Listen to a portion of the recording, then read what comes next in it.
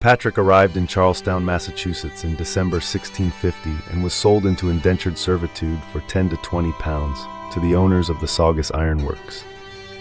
An example of that amount of money in comparison, an ox in the late 16th to 17th century might have cost around 5 pounds.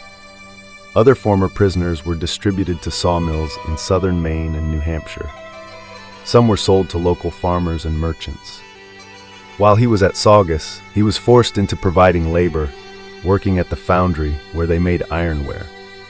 He was indentured there for a period of 7 years, working for the Puritans that ran the foundry.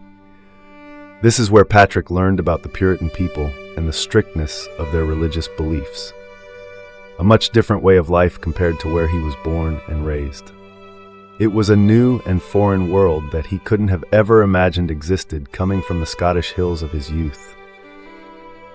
Over that 7-year period, Patrick worked hard to pay back the price of what his owners had paid for him. He had finally earned his freedom. Upon his release from servitude, was given 7 pounds. Now a freed man, he worked at odd jobs trying to build a new life for himself and to regain his sense of self-worth.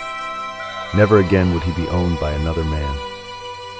Patrick moved from job to job, finding work where he could from 1658 to 1662. This took him to where he is found on the tax records, living near Dover, Massachusetts. He lived mostly in the general Piscataquis River area, the recognized boundary between New Hampshire and Maine. There, he settled and started a family. Patrick married Anne of York Carter, Denmark, and they had 2 children, Patrick Jr., who was born April 6, 1664. His brother James Denmark was born on March 13, 1666.